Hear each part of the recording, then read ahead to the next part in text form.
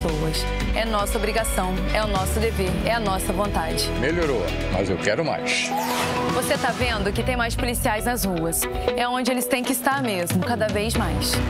Melhorou, mas eu ainda quero mais. A violência nunca vai acabar por completo. Todo mundo sabe disso. Mas os criminosos vão ter vida fácil no Rio? Pode apostar que não. Melhorou, mas a gente quer mais. O governo do estado do Rio também quer. É por isso que a gente vai continuar investindo, vai continuar melhorando. Governo do estado do Rio de Janeiro.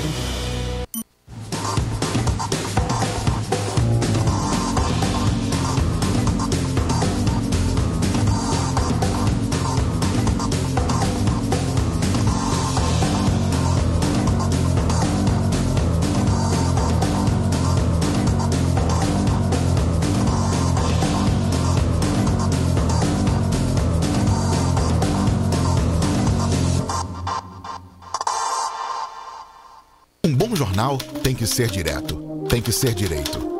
Não ser de esquerda ou de direita, mas direito.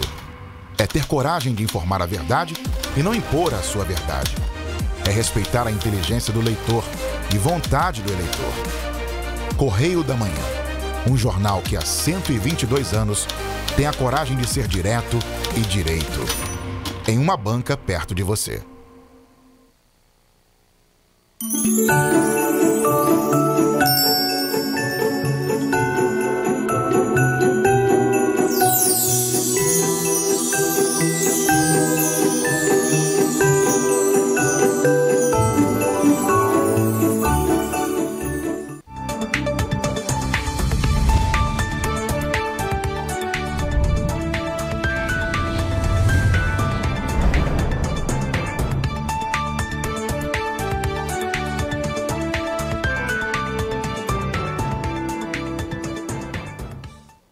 Olá, está no ar mais uma edição do programa original. Hoje é terça-feira, dia 5 de dezembro.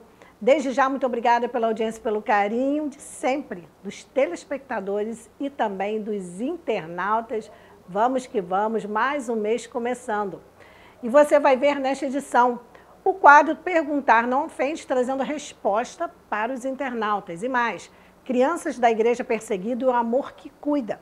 E ainda temos um testemunho que vem da Nigéria, onde cristãos também são perseguidos.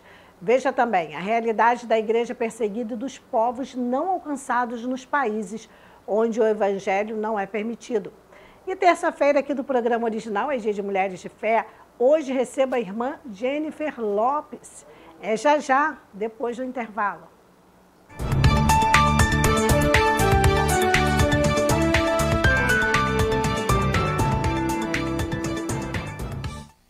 A Feirinha de Itaipava tem o que você procura. São mais de 300 estandes com variedades, produtos com qualidade, atendimento de primeira e estacionamento grátis. Faça suas compras com facilidade e comodidade. Restaurante, cafeteria, lanchonete e sorveteria. Feirinha de Itaipava, aberta sexta-feira das 10 às 18 horas. Sábado, domingo e feriados, das 10 às 19 horas. Esperamos por você.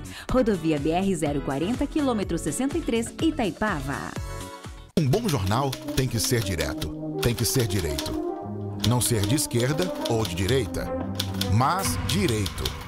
É ter coragem de informar a verdade e não impor a sua verdade. É respeitar a inteligência do leitor e vontade do eleitor. Correio da Manhã, um jornal que há 122 anos tem a coragem de ser direto e direito. Em uma banca perto de você. Você que tem seu animal de estimação, com certeza quando ele partir deixará muitas saudades. Por esse motivo, o Crematório Recanto da Paz te atende com todo respeito e carinho. É pioneiro em Petrópolis e na região em acolhimento, despedida e cremação de animais. Temos uma equipe preparada para um atendimento de reconforto desde o primeiro contato até a finalização de nossos serviços. Estamos em um belo local, em meio à natureza, bem apropriado para o momento de sua despedida junto ao seu pet. Oferecemos também a parceria com a empresa Rota dos Pets, um plano que dá uma despedida digna para o seu animal de estimação. Toda cremação lhe dá direito ao certificado do crematório. Exija o seu. Entre em contato conosco, siga-nos em nossas redes sociais, @Crematório Recanto da Paz, e faça-nos uma visita. Estrada União Indústria, número 4399B, em Correias.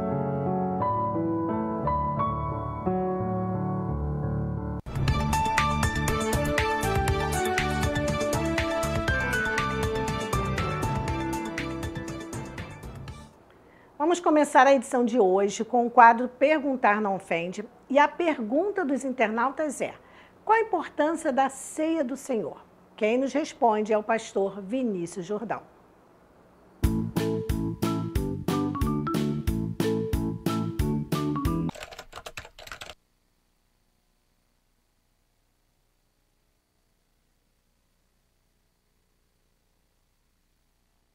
A ceia do Senhor, para mim, enquanto pastor, é uma das cenas mais lindas que nós podemos viver como igreja. Porque ela tem tantos significados, né? Os significados mais teológicos, de que nós estamos sentados à mesa de Jesus, de que pertencemos a um povo, de que aquilo é um símbolo do que Cristo fez, de quem nós somos, a identidade que nós temos em Cristo. Mas uma das coisas que sempre me emociona na questão da ceia do Senhor é esse negócio de a gente ter um lugar à mesa. Recentemente eu fiz uma viagem para um outro país onde essa questão da mesa era muito valorizada.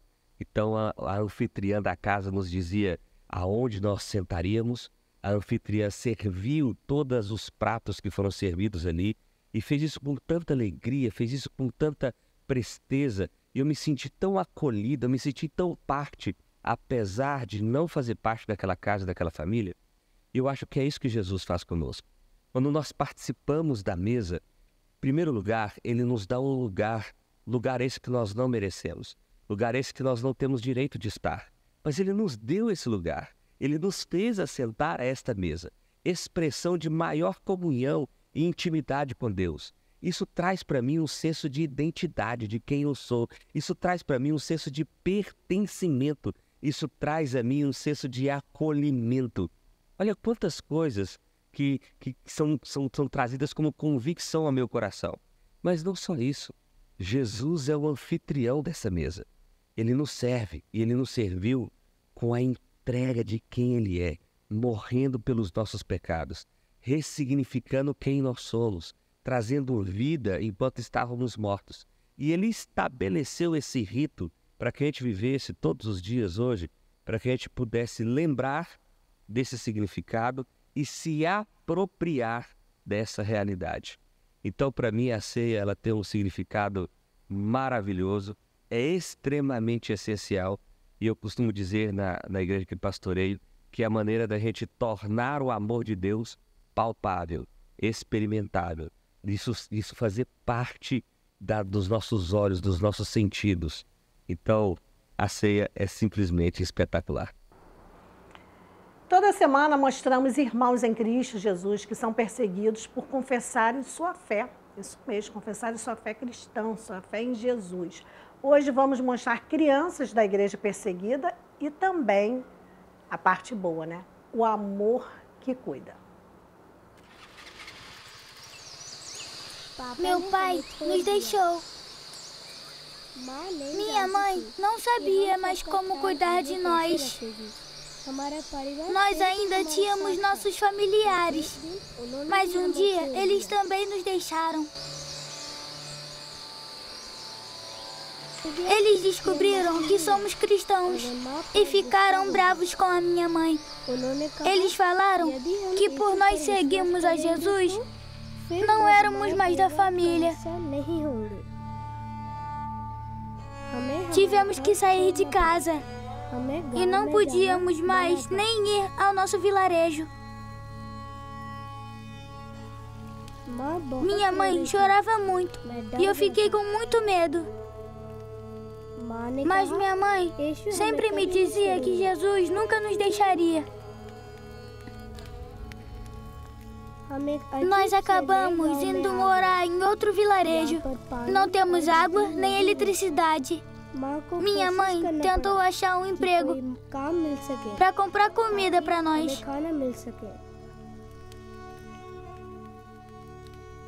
Porque sempre faltava. Eu só queria voltar para casa. Mas minha mãe nos lembrava que precisávamos confiar em Jesus. Então, um dia, umas pessoas que ouviram sobre nós vieram nos visitar. Elas trouxeram comida, roupas e levaram eu e meu irmão para a escola. Nós estamos muito felizes. Eu amo estudar na Escola Ponte. Minha lição favorita é o alfabeto. Aqui, nós podemos celebrar o Natal.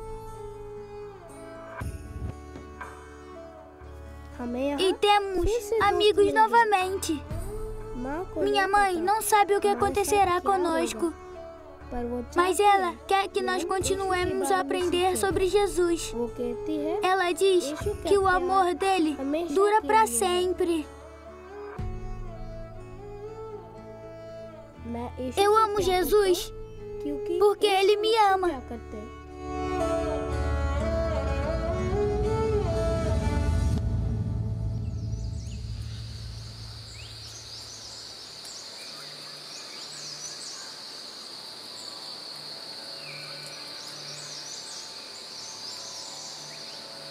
Neste Natal, suas orações e apoio podem ajudar uma criança perseguida como Roshan a ter um futuro melhor. Apoie portasabertas.org.br. Apoie, interceda, doe, encoraje. Ah, Beth, eu não tenho dinheiro, está tudo tão difícil, mas você pode orar por estas pessoas. Você pode orar não só pelo Roshan, mas por tantas crianças perseguidas pelo mundo, tantas pessoas perseguidas. Olha, segundo a ONG Portas Abertas, são 360 milhões de cristãos no mundo que são perseguidos, que não têm liberdade de adorar o Senhor. Então, ainda neste tema, mas depois do intervalo, nós vamos voltar a falar dos irmãos em Cristo Jesus que são perseguidos. Você pode sim orar. Você pode até não ter dinheiro nesse momento, mas um dia Deus vai te abençoar e você vai ter dinheiro para abençoar os irmãos, porque aqui nós temos toda a liberdade, lá eles não têm. Vamos para um breve intervalo e no próximo bloco tem mais.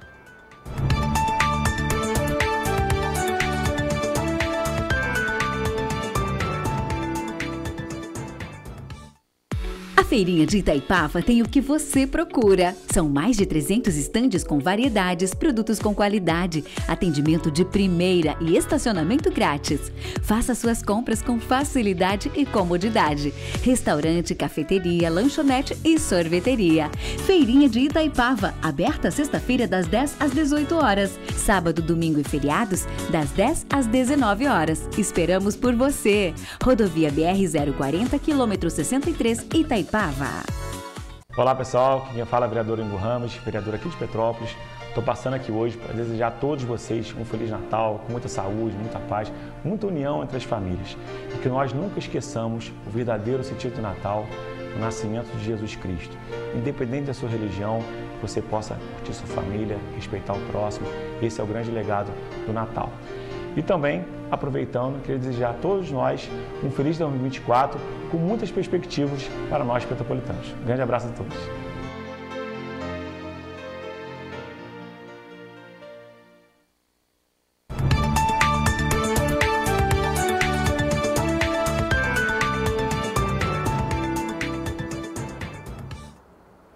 Voltamos e ainda neste tema de irmãos em Cristo que são perseguidos por confessarem sua fé em Jesus, temos um testemunho que vem da Nigéria.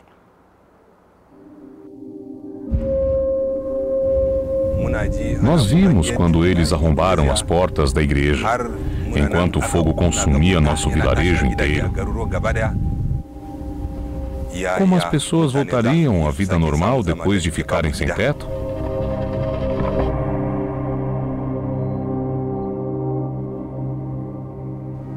Em 2015, o vilarejo do pastor Andrew foi atacado pelo grupo extremista islâmico Boko Haram.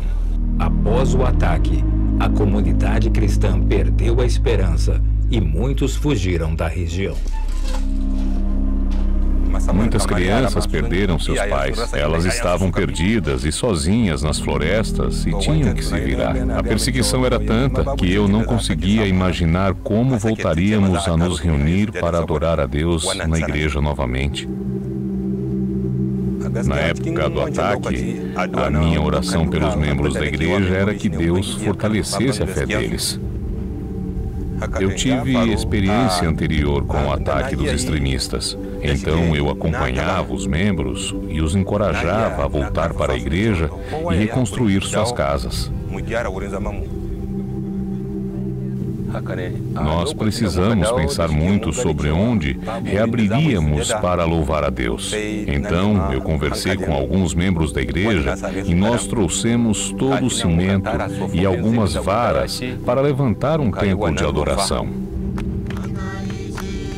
Os cristãos perceberam que os ataques foram direcionados à nossa fé. E, após perderem tudo, eles perceberam que Deus é tudo o que precisam. Com a ajuda da Portas Abertas, a comunidade do pastor Andrew pôde se reerguer e reconstruir.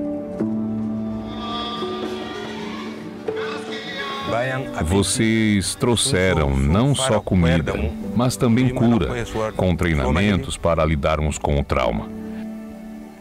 Além disso, quando decidimos reconstruir nossa igreja, vocês vieram nos ajudar.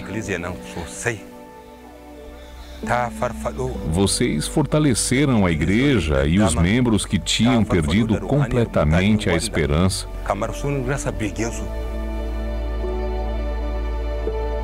Por causa de vocês, eles estão esperançosos e almejam pelo reino dos céus. Apoie cristãos no Oeste Africano com ajuda emergencial e cuidados pós-trauma.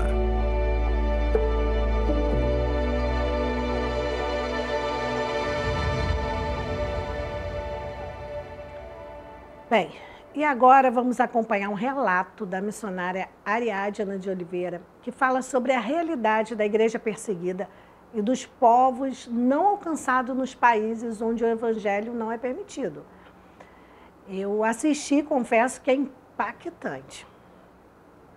O que o envolvimento com a igreja sofredora, com os povos não alcançados, faz em uma pessoa? Né? O que mudou em vocês? Eu vou separar os dois pontos. Então, o envolvimento com a igreja sofredora traz para nós a visão de um cristianismo límpido, não negociado, e de uma marca de entrega que, eu vou dizer de mim, como cristão ocidental, eu desconhecia. Então, por exemplo, nós estávamos num país da Ásia, tínhamos uma equipe ali, e nós nos reunimos no hotel, num lugar muito discreto, era um país de restrição, e naquela noite nós iríamos conhecer um homem de 93 anos de idade, 26 desses 93 passados numa prisão por amor a Jesus. Foi nos dito que provavelmente esse irmão não conseguiria falar conosco pelo nível de tortura que ele recebera nessa região da fala. Garganta, língua, esôfago, cada vez que ele era convidado a abandonar a sua fé e ele se posicionava. Né?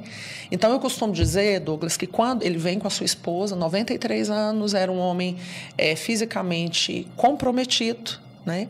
Mas eu costumo dizer que quando ele entrou na sala, Cristo entrou com ele.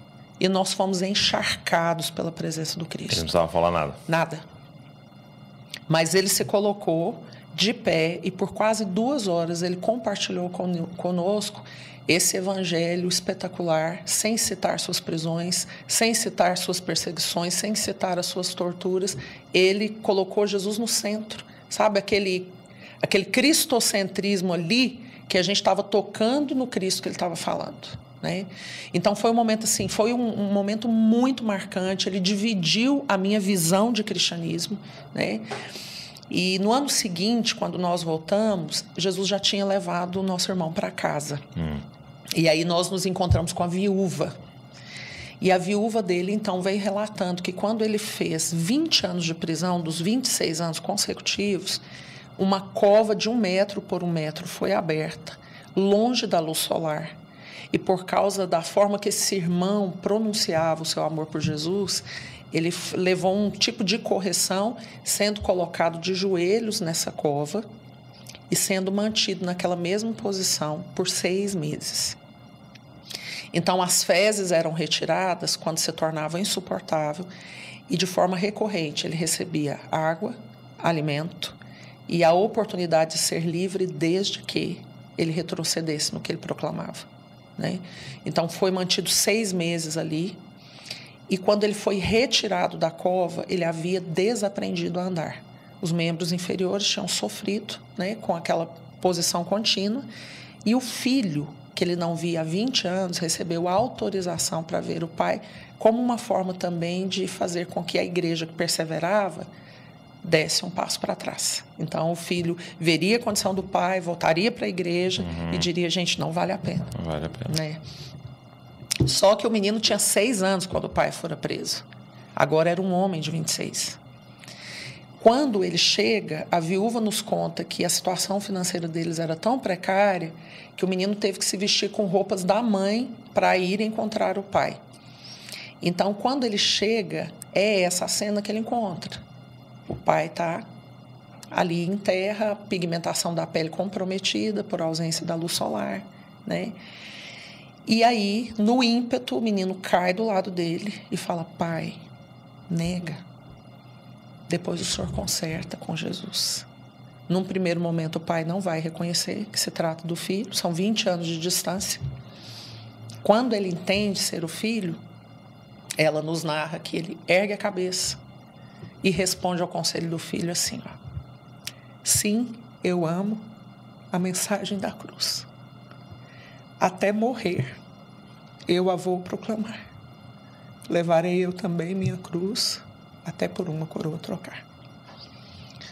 Esse homem não estava gritando o refrão de um hino conhecido, mas ele estava expressando a paixão, a obediência, a submissão ao Cristo, né? Essa declaração lhe custou mais 6 anos de prisão. Então, lidando com os irmãos da igreja sofredora, eu conheci, Douglas, um tipo de cristianismo que lá em casa a gente brinca, que traz oxigênio puro para nós. E isso marcou muito a nossa forma de andar.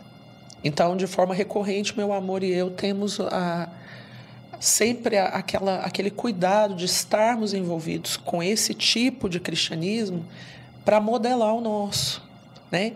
Porque são pessoas completamente anônimas, ninguém os está aplaudindo, eles não estão debaixo de holofotes, mas eles estão construindo uma história que eu não consigo construir com o cristianismo que eu tenho hoje, entende? Então, a igreja sofredora, ela trouxe um prumo para o nosso modus vivendi, como cristãos.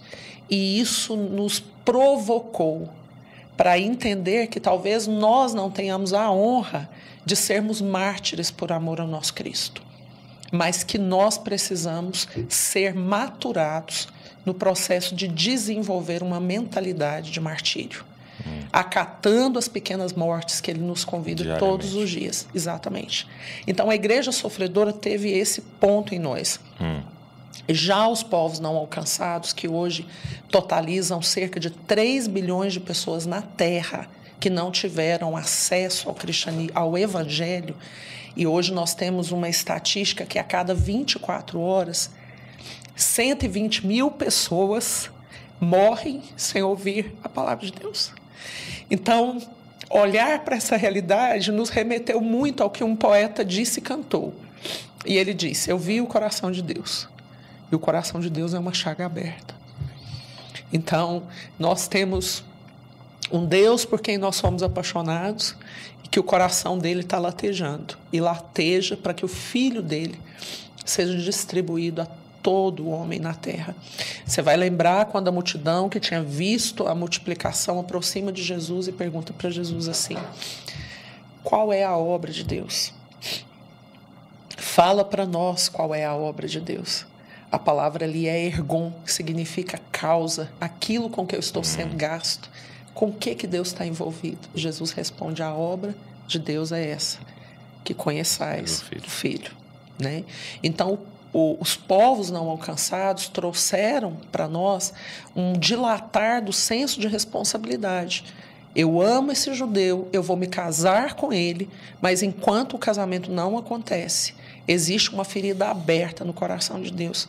Como nós podemos responder a isso? Como a gente pode aplacar? E como é que nós vamos atar a nossa história ao fio da história de Deus para cumprir o que cumpre a nós nessa geração? Então, a igreja sofredora mediu o nosso cristianismo, mostrou para nós uma proposta muito maior, né? Nos mostrou que existe um nível de amor por Jesus que não é tão intenso para nós cristãos ocidentais. Eu vou dizer sim e assino o meu tempo de validade na Terra, né? E eu poderia passar aqui horas contando para você histórias que vão macular o nosso coração para esse lugar. E os povos trouxeram para nós esse dilatar do senso de responsabilidade, né? Quando Jesus vai mostrar no Evangelho de João que aquele que ama o Senhor, guarda os seus mandamentos e os pratica, de uma forma muito simplista, a gente entende que amar a Deus tem um cunho de obediência, né? Então, eu só posso realmente declarar eu amo se a minha vida de obediência for real. Então, os povos trouxeram isso para nós, né? A gente fala, tem uma responsabilidade para nós que Lutero não vai responder por, que David Brainerd não vai responder por. Tem uma geração que é nossa e que Deus espera dividir conosco o coração dele. Então, foram dois momentos muito distintos na nossa história. Entendi. Uau, isso é muito forte. Isso é muito forte, porque a gente pode ser iludido de achar que igreja é só isso que a gente vive, né? E até eu te perguntei até offline da Mais, né? Porque eu tenho amizade com eles e eu lembro que eles fizeram uma campanha recente de não são eles, né? Somos nós, no sentido de não tem duas igrejas, né? Exatamente. É a igreja sofredora, somos nós também, né? E ter contato com tudo isso, como vai nos transformando, né? Mais e mais. Que lindo o trabalho da missionária. E é o que eu digo sempre. Muitas pessoas falam, eu não posso ajudar, eu gostaria. Não use desse subterfúgio. Você pode sim, você pode orar todos os dias pelos irmãos perseguidos em Cristo Jesus e, claro, pelos irmãos missionários que estão fazendo esse trabalho tão bonito. Vamos para um breve intervalo e no próximo bloco eu recebo aqui a irmã Jennifer Lopes e nós vamos falar, claro, sobre fé. Já depois do intervalo.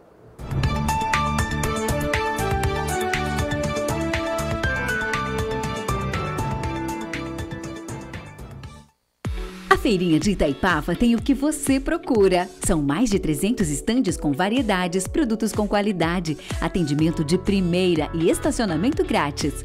Faça suas compras com facilidade e comodidade. Restaurante, cafeteria, lanchonete e sorveteria. Feirinha de Itaipava, aberta sexta-feira das 10 às 18 horas. Sábado, domingo e feriados, das 10 às 19 horas. Esperamos por você. Rodovia BR-040, quilômetro 63, Itaipava. Você que tem seu animal de estimação, com certeza quando ele partir deixará muitas saudades. Por esse motivo, o Crematório Recanto da Paz te atende com todo respeito e carinho. É pioneiro em Petrópolis e na região em acolhimento, despedida e cremação de animais. Temos uma equipe preparada para um atendimento de reconforto desde o primeiro contato até a finalização de nossos serviços. Estamos em um belo local, em meio à natureza, bem apropriado para o momento de sua despedida junto ao seu pet. Oferecemos também a parceria com a empresa Rota dos Pets, um plano que dá uma despedida digna para o seu animal de estimação. Toda cremação lhe dá direito ao certificado do crematório. Exija o seu. Entre em contato conosco, siga-nos em nossas redes sociais, @Crematório Recanto da Paz e faça-nos uma visita. Estrada União Indústria, número 4399B, em Correias.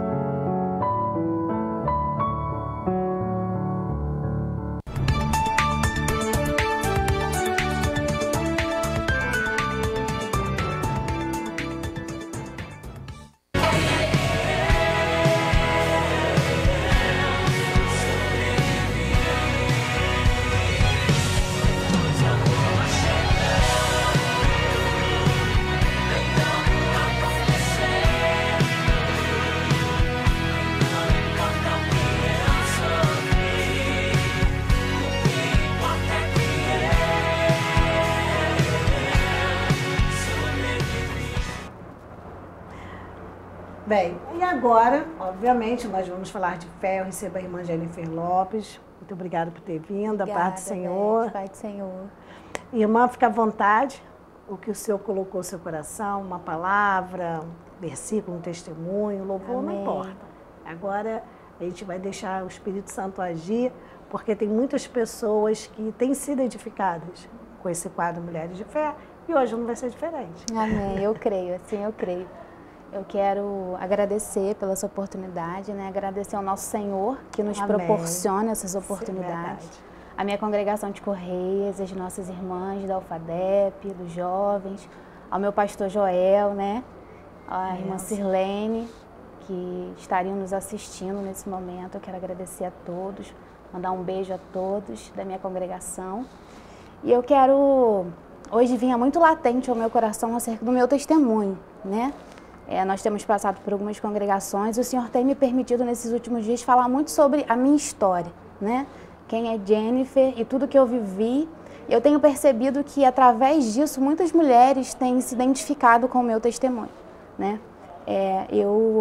A minha mãe, ela foi embora para os Estados Unidos, eu tinha 5 anos e a gente vem de uma família totalmente desestruturada, onde desde da separação do meu avô e da minha avó, desestruturou toda uma família, que acarretou muitas situações com a minha tia, com a minha mãe. E até que a minha mãe está lá nos Estados Unidos assistindo também, quero mandar um beijo para ela, um beijo para minha mãe, Sueli também, que está assistindo de casa. Ela disse, não deixe de mandar um beijo para mim. Mãe, beijo. E nós viemos de uma família muito desestruturada, né? A minha mãe, quando foi me ter, a minha avó botou ela para fora de casa, então ela ficou em casas de terceiros até o parto. E depois que ela me teve, ela não teve um apoio ali da família para estar cuidando de mim. O meu pai, na época, ele não quis me assumir a paternidade. E quando eu estava com uns 4 para 5 anos, ela conheceu uma pessoa, essa pessoa tinha sonhos, tinha vontade de ir para fora do Brasil, e ela foi com ele. Eu estava com 5 anos quando ela foi embora com ele.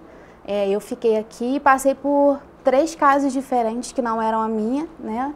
E com isso houve muitos traumas na minha infância acerca dessa rejeição, porque na minha cabeça ela tinha me rejeitado. Ela foi embora com outra pessoa e foi construir a vida dela. Lá ela casou, teve uma outra filha, né? E eu fiquei aqui passando por alguns lares que não considerava o meu lar, a minha casa, minha mãe e meu pai. E a rejeição do pai, que não quis me conhecer, então eu não tinha uma referência paterna, nem uma referência materna. E eu cresci com essa dificuldade, esse trauma. E eu culpava muito a minha mãe. Eu cresci muito com aquela coisa, tudo é minha mãe, a culpa é dela, né? Porque ela era para ter protegido, ela era para ter cuidado, ela era para ter dado o amparo que eu precisava, e ela não estava aqui para me proteger, né? E aos 20 anos eu me converti, o Senhor me achou, né? Porque a palavra do Senhor diz que nós não temos a capacidade de ir até Ele, é Ele que vem até nós. Então, aos 20 anos eu me converti e o Senhor me fez uma promessa que sararia todos os traumas, que me curaria de tudo aquilo que foi causado na minha infância, tudo que foi invertido, os valores que foram invertidos, os traumas que aquelas casas me causaram, algumas situações que aconteceram. O Senhor me fez uma promessa que me curaria, que me sararia, que me daria uma família e que me daria um ministério. Aleluia. Né? E foi um processo até então, porque eu tenho falado muito isso até na nossa congregação, que perdão não tem a ver com sentimento. Perdão tem a ver com ato racional. Eu entendo que eu preciso perdoar e eu perdoo. Pedro, quando ele vai perguntar para Jesus quantas vezes ele tem que perdoar, e Jesus vai dizer 70 vezes 7, ele estava querendo dizer com aquilo que não tinha limite para liberar perdão. Ele precisaria liberar perdão quantas vezes fosse necessário. Sim. Porque o perdão tem a ver com ato racional. Eu não perdoo porque eu sinto, eu não perdoo porque eu acho que chegou o tempo de eu perdoar, eu não perdoo porque parou de doer, não, eu perdoo porque eu entendo que é um ato racional e eu preciso liberar o outro e ser liberado. E aos poucos o Senhor me fez entender que eu precisava liberar a minha mãe e precisava ser liberada daquele sentimento. Aleluia. Então chegou um momento em que o Senhor disse para minha mãe, disse para mim, libera sua mãe. E a gente, quando está no meio da nossa dor, a gente costuma achar que a nossa é maior do que a dor do outro, né? Verdade. Então, a causadora do mal foi ela, então não sou eu que tenho que pedir perdão a ela que tem que pedir perdão a mim, porque na verdade ela me prejudicou e não eu que a prejudiquei. Mas o Senhor me fez entender que eu precisava liberar ela para que através dessa liberação eu fosse liberada e o propósito dele também fosse cumprido na minha vida. Aleluia. Então teve um momento que eu disse para ela, mãe, eu te libero de tudo que eu senti de você até agora, eu te libero de toda a culpa, eu te libero de todo sentimento. E aí eu percebi, através daquilo, que ela estava aprisionada a uma culpa, que eu achava que ela vivia uma vida feliz lá, né? Porque aparentemente ela tinha reconstruído a vida dela, mas eu percebi que havia um vazio dentro dela que não estava sendo preenchido, que era do abandono, era o sentimento de culpa. E aí nós conseguimos resolver a nossa história. A partir daquele momento nós conseguimos ter um relacionamento melhor, mesmo sendo via celular, né? Pelo WhatsApp. Nós conseguimos eu disse para ela naquele dia, vamos começar do zero. O que passou a gente não vai conseguir mudar, mas vamos tentar escrever uma nova história a partir daqui, a partir de tudo que o Senhor fez na nossa vida até aqui, porque ela se converteu lá, aleluia, eu me converti aqui, glória. Ela serve o Senhor na Igreja Batista lá, eu sirvo ao Senhor aqui na Assembleia, e a partir de então nós nos abrimos para uma cura. Aleluia. E tem sido gostoso, sabe, o nosso relacionamento a partir daí. Desafiador, porque são pessoas estranhas, ela perdeu muito de mim. Foi 25 anos perdida, né?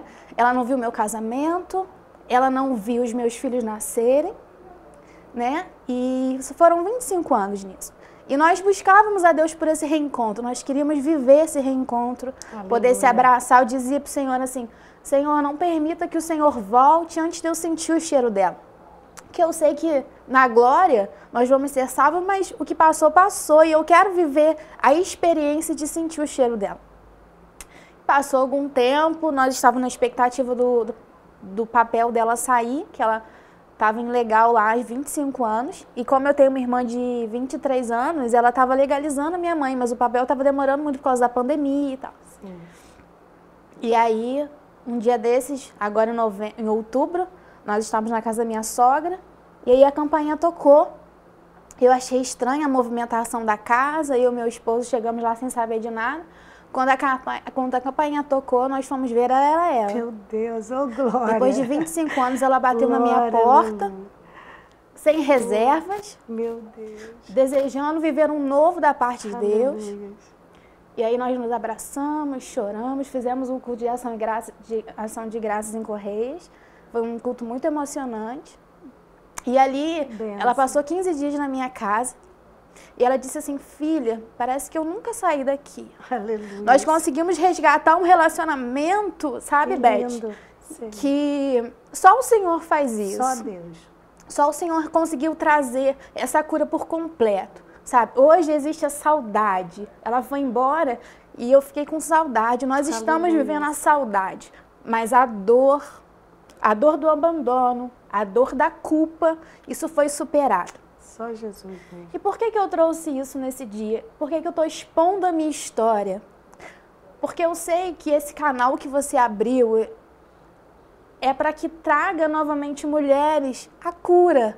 Sim. Há muitas mulheres feridas. Há um propósito nesse programa, há um propósito da parte do Senhor para alcançar mulheres que às vezes vivem traumas, às vezes vivem feridas que já eram para ter cicatrizado, já era para ter dado um ponto final, já era para ter mudado a história, mas ainda estão presas naquela dor, Beth. E não é mais esse tempo. Por isso que eu disse, no começo eu disse que o ato de perdão é um ato racional. E você não pode continuar presa a essa dor. Um dia desse eu ministrei sobre isso com a boa oculta, a irmã disse para mim, olha, a minha filha sofreu um abuso de um vizinho, esse vizinho já morreu e ela não consegue perdoar esse vizinho. Eu disse, olha como é o perdão, né? A pessoa está morta, a pessoa não oferece nenhum tipo, né, de situação mais para aquela pessoa, mas ela está tão presa à dor dela que mesmo morta ela não consegue liberar o outro. E quando a gente diz de liberar, não quer dizer que aquela dor ainda não vai doer. Mas o ato de liberar o outro é abrir a porta da cicatrização. Para Jesus trabalhar. Porque se você está com a porta fechada, como o Senhor vai operar? Como ele vai trabalhar em mim e você? Como Deus ia trabalhar na minha história? Deus me deu uma família linda, eu tenho 2 filhos lindos, eu tenho um esposo maravilhoso, que o Senhor me deu através dessa abertura. Eu quero viver algo novo. Eu quero deixar o que é passado para passado e essa onde ainda há uma ferida aberta ser cicatrizada. E hoje existe sim uma cicatriz. Porque a história, na verdade, existe a lembrança. Não quer dizer que a gente nunca mais vai lembrar daquilo que aconteceu. Só que não vai doer. Só que não vai doer da mesma forma. E o que é mais lindo que quando cicatriza, a gente vira um canal para cicatrizar outras vidas. Olha como Deus está te usando poderosamente aqui nesta tarde, nesse início de tarde, ô Jennifer. Porque o que mais o Senhor tem falado à igreja nos últimos tempos é o perdão. É o perdão. Porque não tem como o Senhor trabalhar no seu coração se você não perdoar. Tem muitas pessoas até dentro da igreja. Aqui a gente está falando para quem faz parte do corpo e quem não faz. O perdão é libertador. É libertador. Se você tem uma causa, você libera o perdão. Ah, mas fulano ainda não me perdoou. Não importa, você libera o perdão. E aí depois, você liberando o perdão, o Senhor vai fazer o restante. Tem que liberar o perdão, porque muitas das vezes a pessoa fala assim, mas eu sei que a pessoa não perdoou, mas você não tem como mexer na sua estrutura, imagina do outro. Então você libera o perdão. Porque quando você fala da situação, todo mundo já passou por uma situação, se não passou, vai passar. Que precisou liberar perdão. E quando a gente libera, a gente fala do assunto sem sofrer. A gente pode até chorar, mas é uma lágrima de felicidade, de gratidão a Deus. Porque a gente fala da situação, não dói mais. Enquanto... mas como eu vou saber que realmente eu estou curada? Fale. Fale da pessoa, fale da situação. Não vai doer. Pelo contrário, fica aquela expectativa assim, eu estou tão feliz, eu quero que aquela pessoa sinta isso que eu estou sentindo. Né? Às vezes a pessoa, se você ainda está aprisionado, seja a situação que for, a pior que for, libere. Aí você liberando, você abrindo seu coração, o Senhor vai trabalhar nisso. Então, falar de perdão é muito importante, porque tem muitas pessoas presas ao passado, porque a única certeza que a gente tem é do hoje. O que passou não vai voltar e o amanhã não te pertence. O amanhã só pertence a Deus. Então, o que nós temos, Jennifer? Nós temos o hoje. O hoje. Esse hoje que você está aqui, que o Senhor está te usando para edificar vidas através desse canal que Ele abriu. Então, esse hoje você está vivendo e esse hoje você está edificando muitas vidas. Agora amanhã a gente não sabe. A gente não sabe. E o passado ficou no passado. Não faz mais parte do nosso presente. Não adianta você encarretar aquela situação para o seu presente. Você nunca vai viver um presente enquanto você estiver preso no seu passado. Você precisa deixar o seu passado. Aí algumas pessoas falam, mas você está sendo negligente à minha dor, mas está doendo. Eu não estou negligenciando a sua dor, muito pelo contrário. Eu estou te dando um caminho para resolver essa dor. E o caminho que você vai resolver essa dor é através de perdão. Se você não liberar esse perdão, você nunca vai ser livre dessa dor. Porque, igual eu falei, o ato de liberar o perdão é um ato racional. Eu entendo que há uma necessidade, igual adorar. Nós não adoramos simplesmente porque nós sentimos. Nós adoramos porque nós somos racionais, o nosso entendimento nos faz entender que Jesus é o caminho, a verdade e a vida. E que nós precisamos dele. Nem sempre a gente adora porque eu estou com vontade, porque eu senti hoje, eu vou adorar. Não, porque a gente entende que há uma necessidade em nós de adorar. E o perdão é a mesma coisa. Eu libero o perdão porque eu entendo que há uma necessidade em mim de liberar aquele perdão para viver algo novo da parte de Deus. É tão espiritual o perdão que Jesus ele vai dizer o quê? Olha, se vocês começarem a orar e lembrarem que tem algo pendente com alguém, vai lá e pede perdão para que o Pai Celestial também perdoe vocês. E quem é que não quer que nós liberamos perdão? Quem é que não quer que nós continuamos presos ao passado? É o adversário das nossas almas. Sim. Porque quando mais ele nos prende no passado, quando ele mais nos prende na nossa dor, mais a gente fica aprisionado de forma que nós não conseguimos viver o novo. É verdade. Eu separei aqui que veio latente, desde a vinda de casa até aqui, Lucas 13, quando Lucas vai narrar acerca da mulher, né? A mulher que Jesus estava na sinagoga ensinando num dia de sábado e ele avista uma mulher e essa mulher havia uma enfermidade que lhe deixava corcunda. A Bíblia diz que Jesus avista que a mulher, chama aquela mulher, coloca a mão sobre ela e cura ela. Só que os opositores de Jesus vão dizer para Jesus, mas hoje é sábado, hoje não é dia de curar. Ele vai dizer, é necessário que eu deixe essa mulher há mais de 18 anos, filha de Abraão, aprisionada nas mãos de Satanás. A Bíblia diz no versículo 10 que ela não conseguia se endireitar. A enfermidade que ela estava impossibilitava ela de se endireitar. E a enfermidade que ela estava era de ordem espiritual. Sim.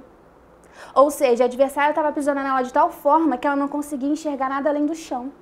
A gente não pode afirmar, porque a Bíblia não diz que seja falta de perdão, mas a gente pode conjecturar a gente que pode a falta de perdão, porque eu conheço pessoas e oro muito por essas pessoas que elas não conseguem seguir adiante por falta de perdão. Ficam não aprisionadas. São poucas, né? São muitas. E você vê que essa mulher, ela vivia corcunda, ela só conseguia avistar o chão, ela não tinha um horizonte, ela não tinha um futuro, ela não fazia parte de uma sociedade, e você vê que quem é ferido não participa de uma sociedade, porque onde ela chega, ela fere, porque ela só sabe ferir porque está ferida. Sim.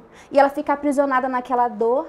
Mas eu creio, Beth, que hoje, assim como Jesus avistou essa mulher, curou essa mulher, assim eu creio que mulheres também vão ser curadas nessa hora. Eu creio. Mulheres que estão avistando a gente hoje, que estão assistindo o canal, eu tenho certeza absoluta, pelo poder da palavra, que aonde você está, se você entendeu que o perdão é um ato racional, que você precisa liberar alguém, receba a libertação do Senhor.